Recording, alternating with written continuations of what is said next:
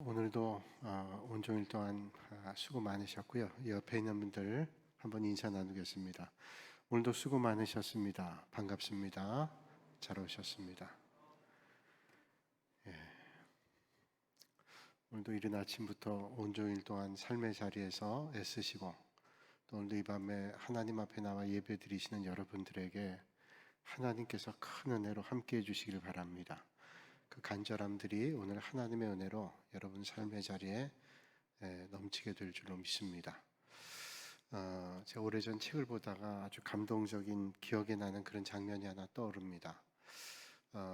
바이올린을 잘하는 분인데 음악가 정도는 아니고요.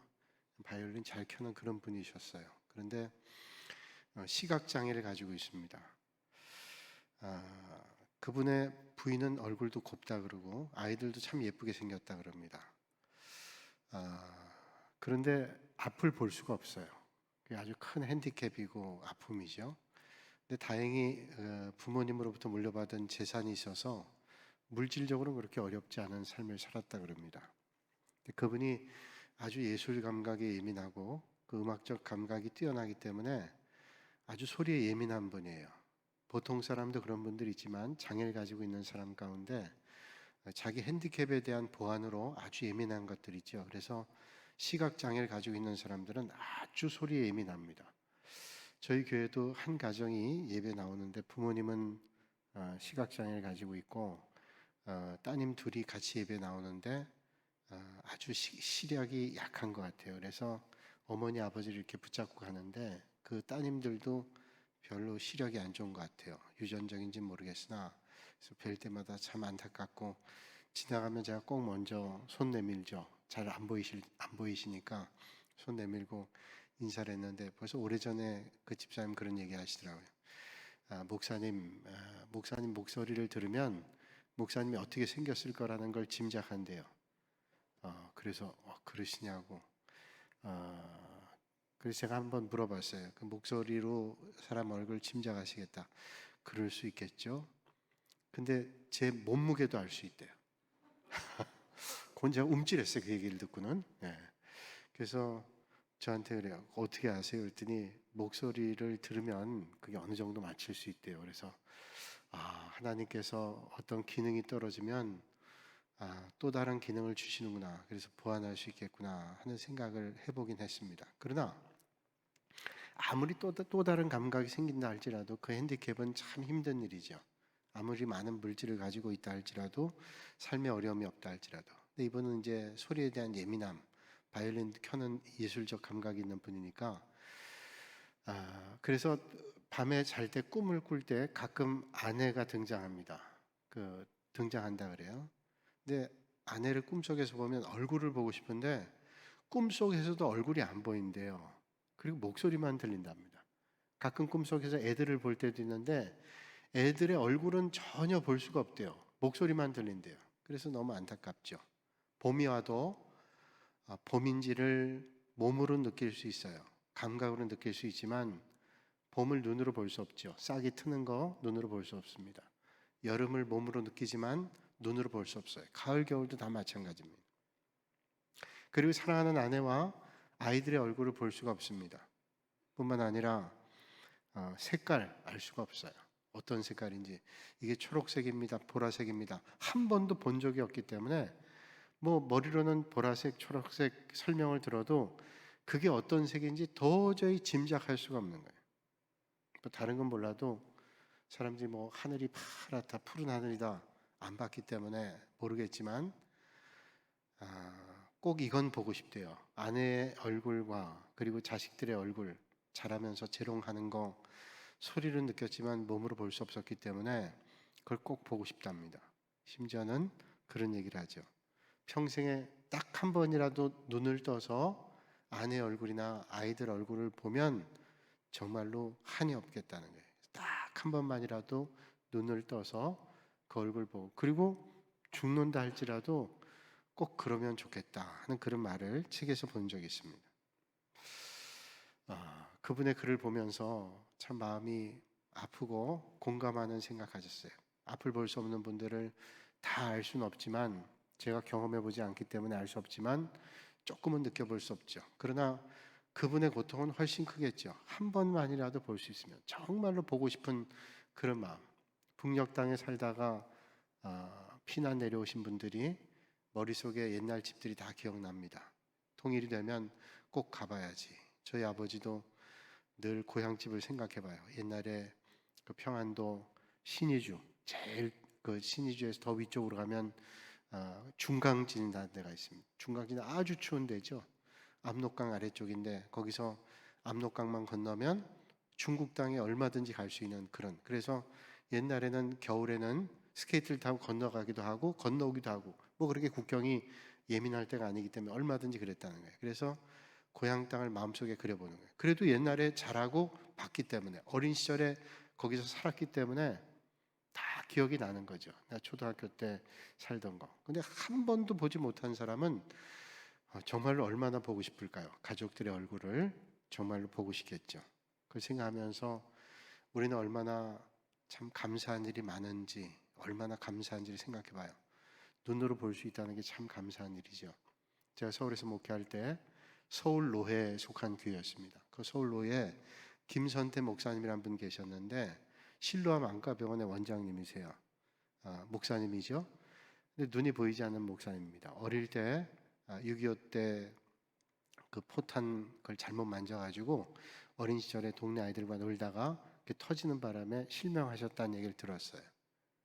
그분이 서울로에 속한 목사님이셨는데 한번 장애인에 대한 얘기를 하면서 목사님이 발언권 얻어 말씀하시더라고요. 장애를 가진 사람 가운데 많은 분들이 참 안타깝고 불쌍하지만 뭐니 해도 볼 수 없다는 게 참 어려운 겁니다. 여러분 시각장애를 가지고 있는 사람들 좀 생각하십시다. 그런 말씀을 들었어요. 그러겠어요. 뭐 어디가 불편한 거 다 힘들죠. 온몸에 한 군데가 아프면 신경이 다 집중되잖아요. 그런데 앞이 보이지 않는다는 건 참 아프고 힘든 일이겠다. 그런 생각을 해보게 됩니다. 안타까운 일이죠. 저는 가까이 장애를 가지고 있는 시각 장애를 가지고 있는 사람 보지 못했지만 제가 지금도 강아지를 키우기지만 요 전에 강아지를 키울 때 제가 동북교회 왔는데 얼마 안 돼서 교회 청년이 그 강아지를 키우려고 하는데 집에서 어머니가 반대하고 뭐 그래서 여기도 맡겼다가 안 되고 저기도 맡겼다 안 돼서 그 돌다 우리 집에 왔습니다. 저희 아이들 거쳐서 저희 집에 왔는데 저도 어릴 때 강아지를 키우다가 강아지가 쥐약을 먹은 쥐를 물어가지고 죽어서 참 그 헤어지는 게 슬펐던 기억이 있어서 절대로 강아지는 안 키우면 좋겠다. 그런데 뭐 아이들이 자기가 다 책임지겠다 그러고 자기들은 대전으로 가고 책임은 결국은 다른 사람이 지게 되는 거죠. 그런데 16년 동안 키웠는데 세월이 가다 보니까 강아지들이 모든 기능이 떨어집니다. 늙는 거죠. 사람들의 1년이 강아지는 7년이라 그러잖아요. 그러니까 16살이 되면 거의 90대 할아버지 할머니가 되는 거예요.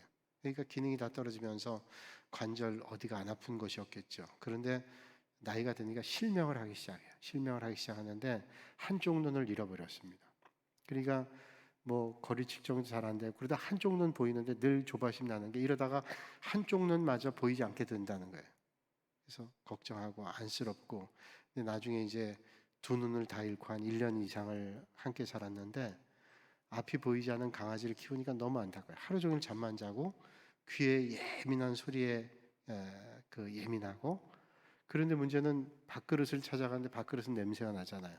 그래서 찾아가는데 어렵게 찾아가고 그러다 보면 부딪히기도 하고 또 그 배설을 해야 되는데 오줌판 가서 찾아가는데 그 찾아가는 일도 쉽지 않아요. 그러나 냄새를 맡고 다 찾아가잖아요. 그걸 보면서 천국이 있다면 강아지도 빨리 천국 가도 괜찮겠다. 너무 그 고통스러운 모습을 보면서 앞이 보이지 않는다는 건 너무 고통스럽죠. 생각해 봅니다. 육신의 눈이라는 게 참 중요하구나. 육신의 눈.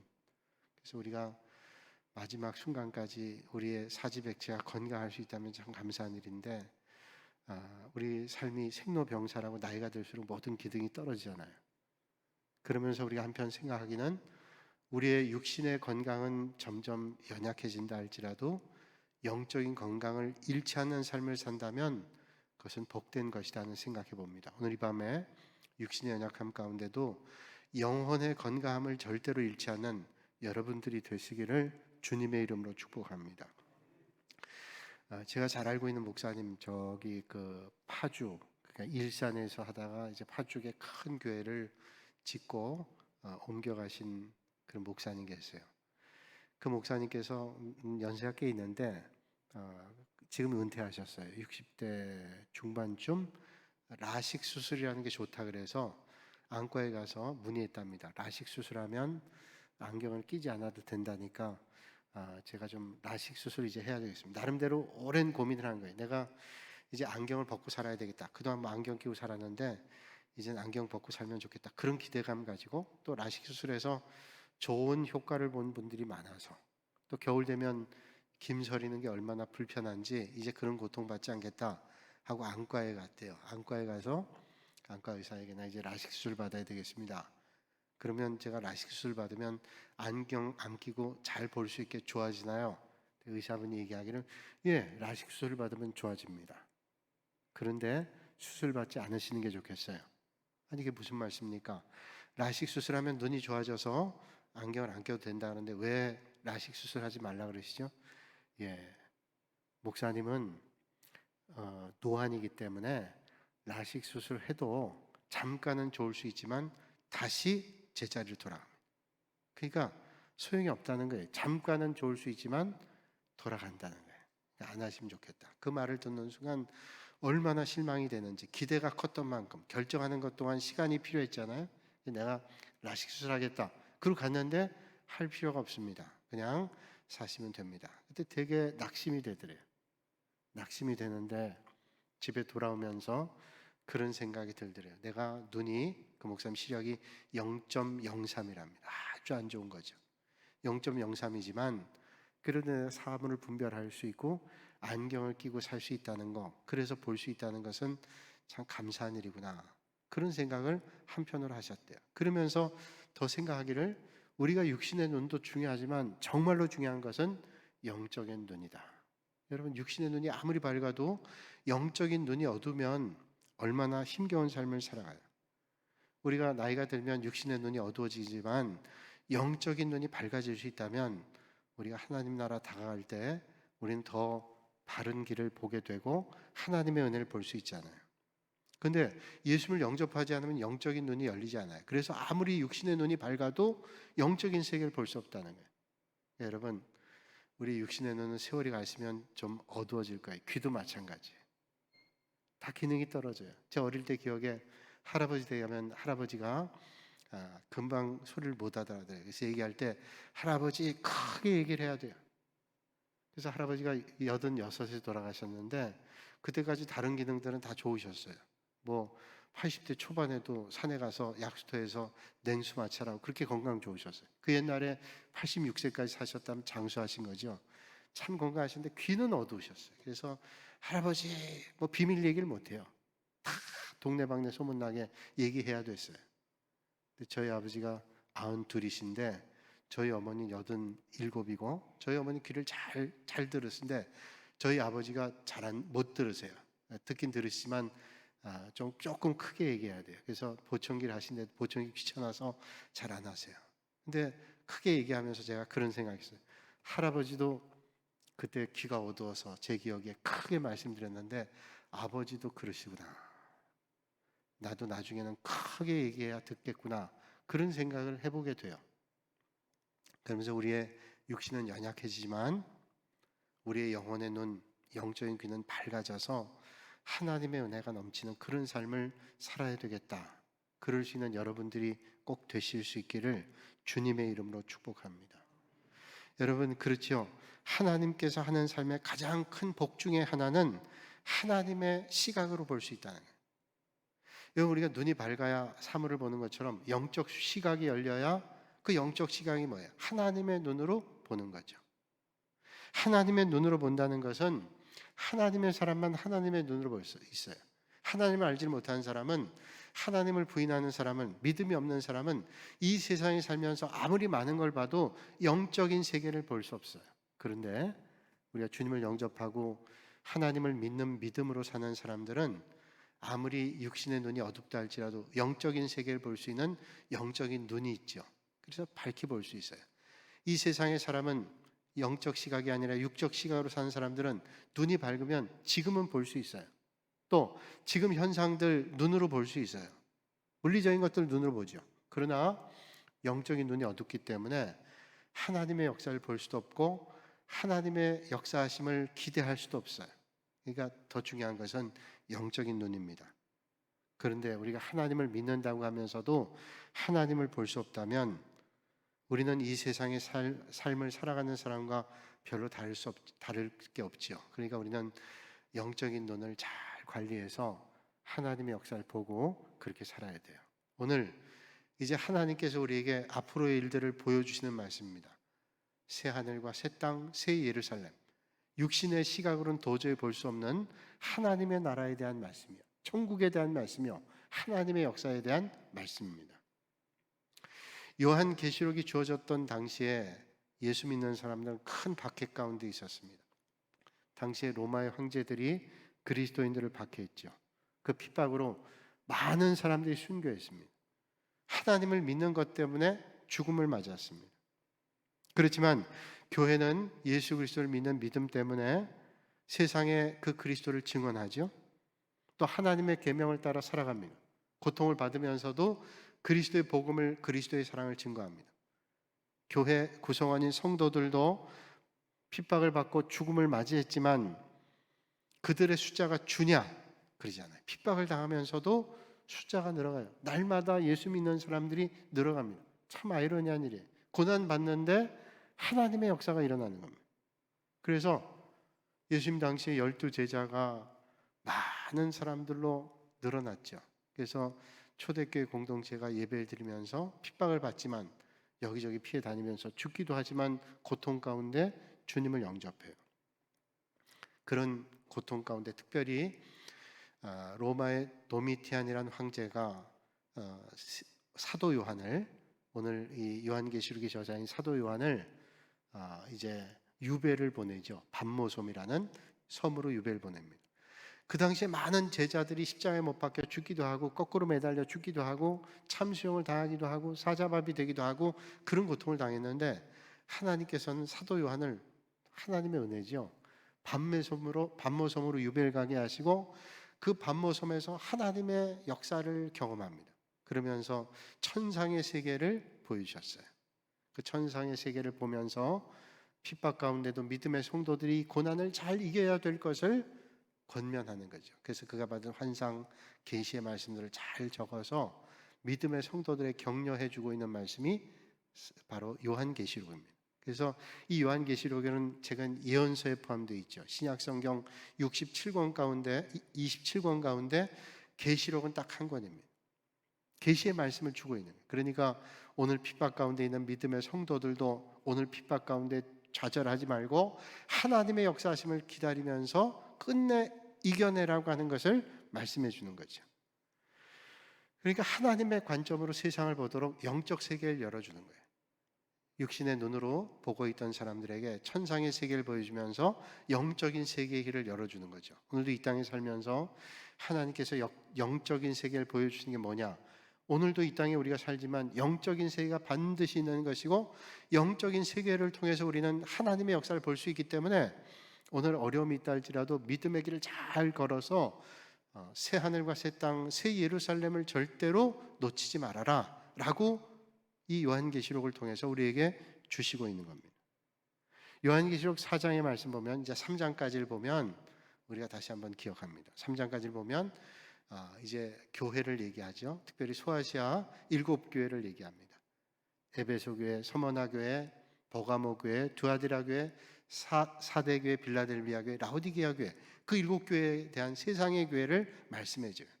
세상의 교회는 칭찬받는 교회도 있고 또 하나님 앞에 책망받는 그런 교회도 있습니다. 또 칭찬받기도 하고 책망받는 교회도 있어요. 교회는 완전하지 않죠. 하나님은 완전하지만 우리 교회는 완전하지 않은 것은 하나님의 교회지만 그 모여있는 구성원들이 완전하지 못하기 때문에. 그런데 4장에 가서는 완전한 교회를 보여주시는데 천상의 교회를 보여주십니다. 천상의 교회를 봤더니 하나님 나라에 갔더니 하나님께서 인도하셔가지고 천상의 교회를 봤더니 거기에 하나님께서 보좌에 앉아 계시고 그 주변에 24사람의 장로님들이 쫙 보좌에 앉아 있는 거예요. 그러니까 주님을 보좌하면서 앉아 있어요. 장로님들이, 믿음의 성도들이 하나님을 찬양하며 천상에서 하나님을 예배하고 있는 겁니다. 그걸 왜 보여주셨을까요? 이 땅의 교회는 핍박당하기도 하고 초대교회 공동체가 로마의 고통을 당하기도 하고 어려움 가운데 있지만 우리가 곧 가야 될 하나님의 나라에는 이렇게 하나님 보좌에 많은 믿음의 성도들이 하나님 앞에 예배드리고 있다. 그러니까 견뎌내고 이겨라 라고 말씀해 주는 거죠. 사도 바울은 고린도전서 4장 13절에 이렇게 말씀하고 있습니다. 세상의 더러운 것과 만물의 찌꺼기 같아. 누구를? 성도를. 세상의 더러운 것과 만물의 찌꺼기, 안 좋은 거잖아요. 세상의 더러운 것과 만물의 찌꺼기. 이 말은 어떤 것을 의미하는가 하면 믿음의 성도들이 세상에서 고난받고 고통받는다는 거예요. 여러분, 세상에서 예수 믿는 사람들이 예수 믿는다는 것 때문에, 다른 게 아니라 예수 믿는 것 때문에 고통받고 고난받기도 해요. 그러나 요한계시록 4장에 보여지는 천상의 교회 믿음의 성도들은 하나님의 보좌 앞에 둘러서서 하나님을 찬양하며 예배하며 영광의 자리에 있어요. 그러니까 이 땅에 있는 믿음의 성도들과 교회는 때로는 고난당하기도 하고 핍박당하기도 하지만 천상의 교회를 바라보면서 우리는 힘을 내야 된다는 것을 말씀하고 있죠. 어떤 때는 더러운 것과 세상의 찌꺼기처럼 혐오스럽다는 혐오를 세상 사람들에게 받을 때도 있어요. 왜냐하면, 왜 그럴까요? 세상 사람과 다른 삶을 살기 때문에.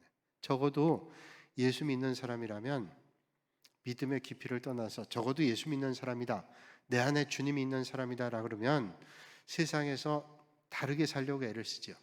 연약하고 부족해서 그러지 못할 때도 있겠지만 적어도 예수 믿는 사람이면 세상 사람들과 살 때 예수 믿는 사람답게 살려고 애를 쓰죠. 그러면 세상 사람들이 우리를 별로 안 좋아합니다. 왜? 예수 믿는 사람들이 자기들과 다른 게 싫은 거예요. 왜냐하면 못된 짓 하고 나쁜 짓 하는데 예수 믿는 사람들이 옆에 있으면 불편합니다. 같이 하면 괜찮은데 같이 안 하면 참 불편한 거예요. 왜? 다른 삶을 살기 때문에. 여러분들이 예수 믿는데 예수 믿지 않는 사람들이 못된 일을 할 때 여러분들이 그냥 있기만 해도 얼마나 불편한지 몰라요. 같이 하면 그래, 예수 그렇게 융통성 있게 믿어야지, 너무 그렇게 믿으면 안 돼, 심하게 믿지 마, 그러면서 칭찬하는 거 하지만 나중에 비집죠. 저러고 뭘 교회를 간다 그래, 뭘 그 예수 믿는다고 해, 그러잖아요. 그런데 적어도 우리가 예수님이 내 안에 있다면 그렇게 안 살려고 애를 쓰죠. 그러니까 세상 사람들이 불편합니다. 그러니까 조롱하고 비난하죠. 여러분, 세상 사람들에게 예수 믿는 사람들이 다 칭찬만 받나요? 칭찬도 받아야 되지만 어떤 때에는 의를 위해서 마땅히 핍박받아야 될 때가 있어요. 그런데 그냥 아무 때나 다 칭찬받기를 원해. 칭찬받아야 될 때도 있지만 어떤 때는 옳은 것 때문에 하나님의 영광 위에 살기 때문에 비난과 책망받을 때도 있어요. 제 얘기해서 죄송합니다만 제가 군대에 있을 때 보면 제가 정보처에 있었는데 보안감사 같은 거 하면 이제 상급부대 와서 보안부대 와서 보안감사 하잖아요. 한 3일 일주일 동안 철저하게 합니다. 철저하게 사단장부터 해가지고 보안감사 하는 사람들한테 식사 대접도 하고 뭐 이런저런 거에서 좀 가볍게 좀 해달라고 그렇게 하죠. 보안감사 할 때 모든 게 긴장이 됩니다. 그래서 잘 감사를 통과해요. 별 지적사항 없이 뭐 이만하면 괜찮다. 그럼 뭐 이제 사단장이나 정보 참모나 진급하는데 상당한 어드밴테이지가 있는 거예요. 자, 그러면 참모나 사단장이 기분 좋아가지고 요번에 정보처는 회식을 해라. 그리고 회식 자리를 마련해 줘요. 그러면 다 가게 되잖아요. 뭐 나는 가기 싫어요, 그런 게 어디 있어요? 다 가죠. 근데 가면 가서 밥 먹고 헤어지는 게 아니라 밥 먹고 뭐 몇 번을 또 어딜 가더라고요. 여기도 가고 저기도 가는데 저는 이제 신학대학을 저는 졸업하고 갔는데 거기 신학대학 다니다 온 사람도 있고 또 교회 다니는 사람도 있어요. 그런데 가면 뭐 술 먹잖아요. 술 먹는데 저는 술을 안 먹잖아요. 저는 맨정신으로 있고 그 사람들은 술이 들어간 정신으로 있는 거예요. 보고 있으면 아주 힘겨운 거예요. 근데 저는 그냥 보고 말아도 그 사람들이 저를 되게 불편해하더라. 왜? 자기들은 술 취한 데서는 맨정신이니까 되게 저를 의식해요. 술 먹었는데. 사실 제가 더 불편하지 자기들이 불편하겠어요? 그런데 나중에 그러는 거예요. 그때 뭐 교회 다니는 사람도 있고 제가 신학교 졸업하고 왔으니까 제가 좀 불편했는지 모르겠어요.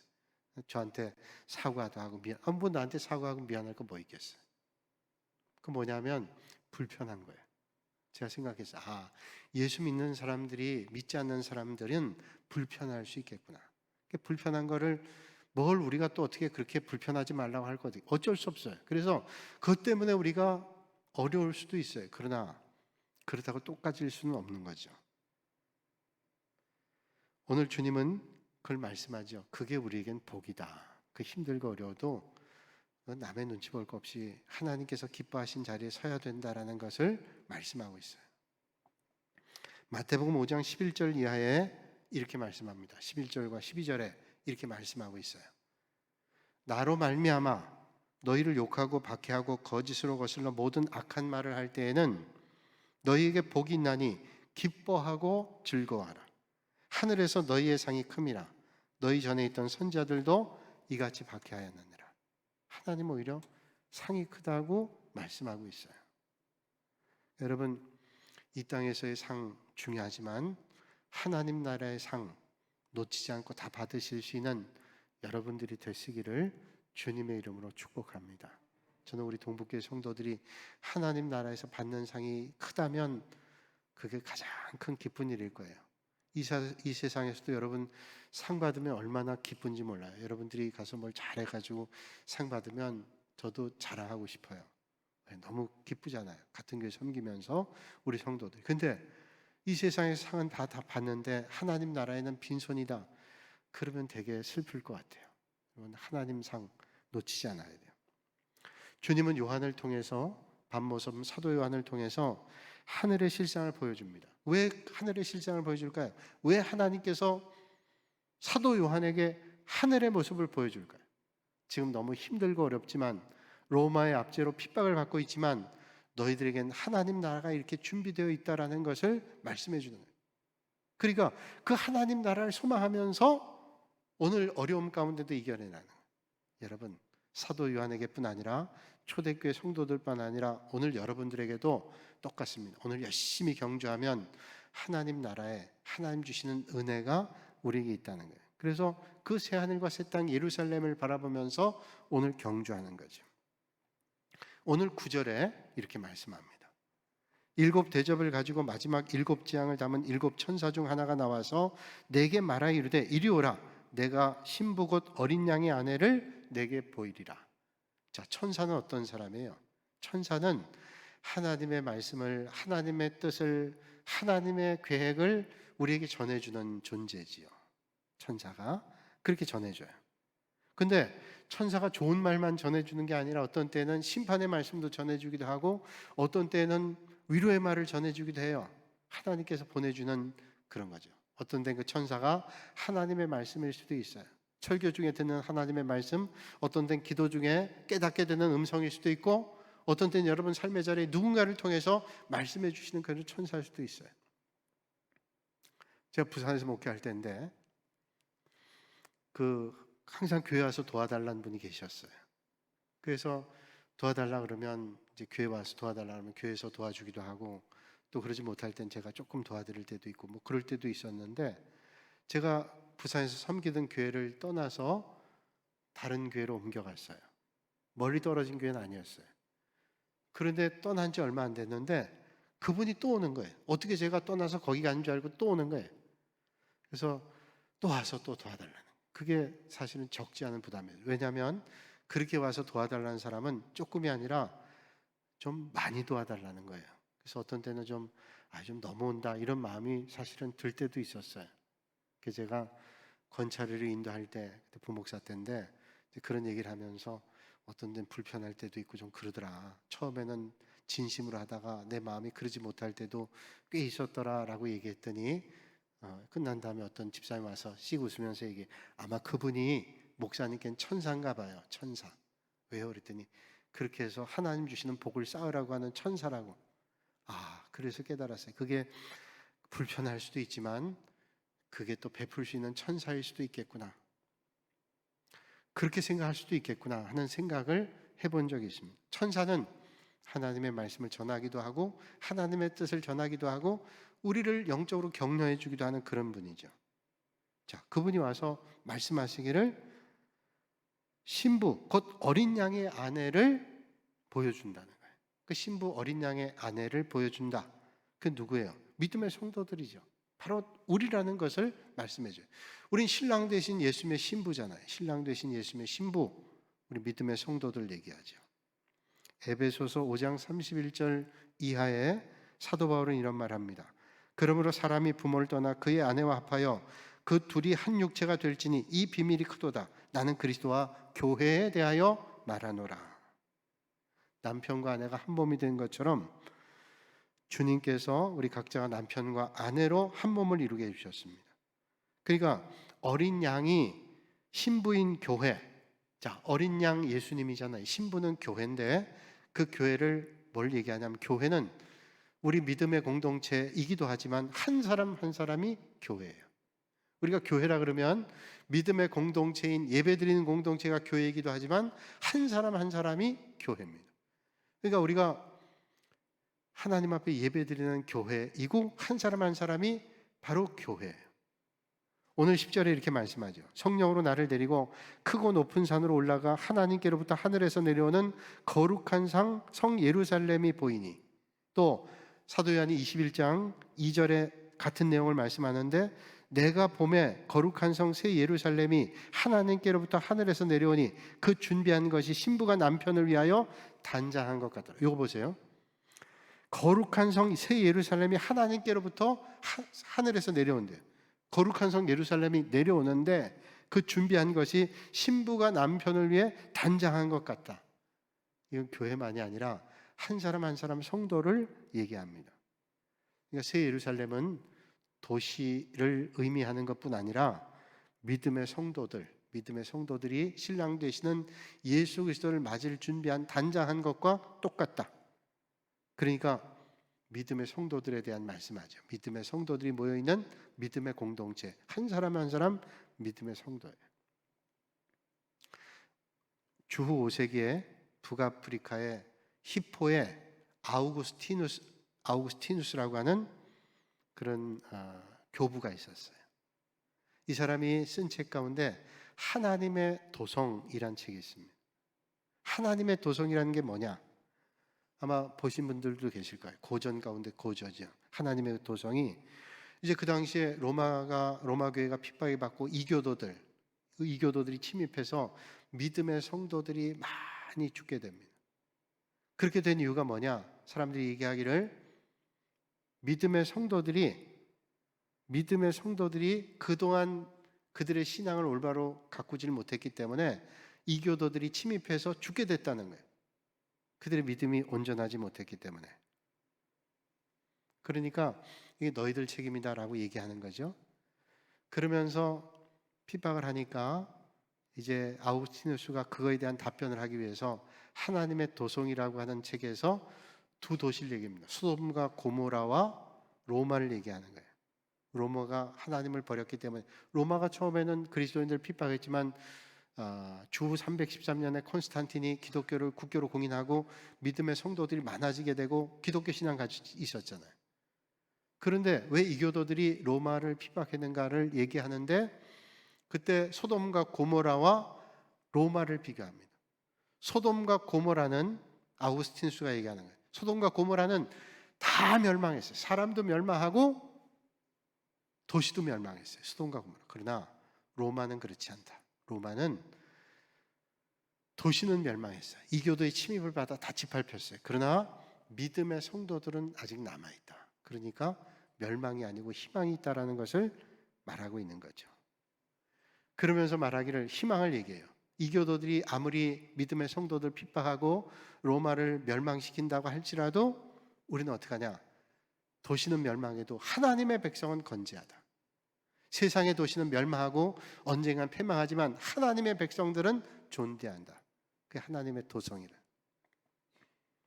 여러분, 오늘 우리가 이 땅에 살면서 때론 만난 어려움이 있지만 하나님을 향한 믿음을 잃지 않고 믿음의 길을 잘 경주해서 우리가 멀지 않은 날 뵐 하나님의 나라, 새 하늘과 새 땅을, 새 예루살렘을 소유하시는 여러분들이 다 되시기를 주님의 이름으로 축원합니다. 오늘은 여기까지 하고요. 다음 시간에 마무리를 하도록 그렇게 하겠습니다. 기도하겠습니다.